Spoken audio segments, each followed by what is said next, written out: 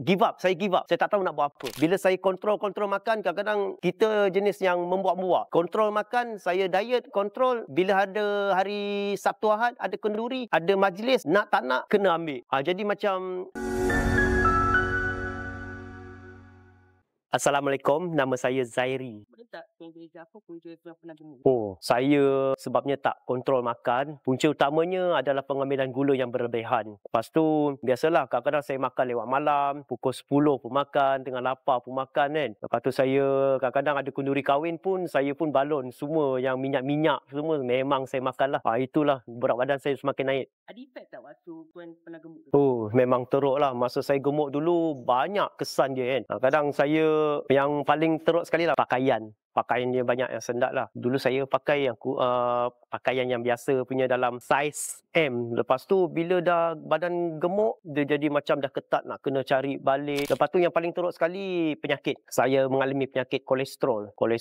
Lepas tu gout bila berat badan kita berlebihan kan. Jadi macam bila saya kena penyakit gout ni, badan saya dah gemuk, dia tak boleh nak menampung saya punya berat badan. Bila saya berjalan memang sakit. Itulah memang teruk lah. Sebab saya pun dah ada pergi jumpa doktor pun dah analisis, saya dah bagi tahu jangan ambil pemakanan seperti ni lah, kena ambil pemakanan yang diet lah. Lepas tu doktor pun ada pesan kat saya suruh turunkan berat badan. Kalau berat badan saya berlebihan, memang penyakit saya akan berterusan, tak akan sembuh. Korang pernah tak try untuk kurus? Pernah banyak kali saya cuba. Sebab badan saya dah naik, saya nak kurus. Jadi bila saya berbasikal, saya hari-hari kayuh basikal setiap petang. Habis kayuh, saya kecewa, kena gout. Lepas tu kadang-kadang bila saya jogging, saya jadi mengah. Saya jadi letih. Jadi macam kecewa lah, macam saya macam give up. Benda-benda tu memang give up. Lepas tu saya ada cuba macam-macam suplemen. Lepas tu doktor sarankan kena stop sebab dia efek pada hati pula. Jadi saya pun macam stres, tak tahu nak buat apa. Bila saya kontrol makan, kadang-kadang kita jenis yang membuat-buat. Kontrol makan, saya diet, kontrol. Bila ada hari Sabtu Ahad, ada kenduri, ada majlis, nak tak nak, kena ambil. Jadi macam give up. Saya give up. Saya tak tahu nak buat apa. Saya dah cuba macam-macam produk, tapi tak berkesan. Saya dah cuba suplemen ni, tapi tak berkesan. Rasa give up. Lepas tu saya ada buka laman sosial. Saya ternampak ada satu makanan yang boleh menguruskan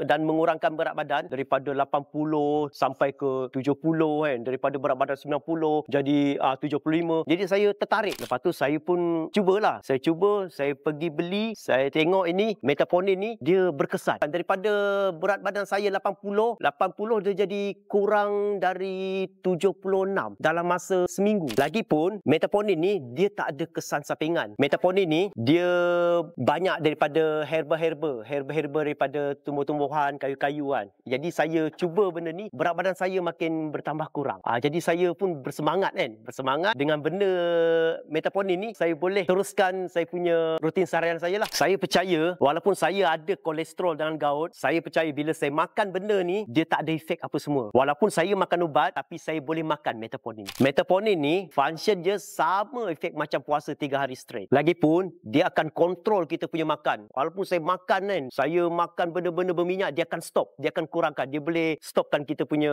selera makan dan dia buat cepat kenyang. Metaponin ni siap bagi efek cerah satu badan, 2 in 1. Efek dia kurus putih. So tuan ada tak recommendkan Metaponin ni kat siapa-siapa? Okey, kepada kawan-kawan saya yang badan berlebihan, BMI yang tinggi, obesity, saya recommend lah, ambil lah Metaponin ni. Sebab saya dah cuba, badan saya pun dah kurus, anda tunggu apa lagi kan? So saya sarankan pilih package yang besar sebab anda kena makan dengan konsisten dalam 2 ke 3 bulan. Dia tak boleh beli satu terus habis terus stop, tak boleh. Kena konsisten makan. Dulu berat badan saya 80 kg, sekarang dah 72 kg. Saya dah lost 8 kg sebab saya dah amalkan Metaponin.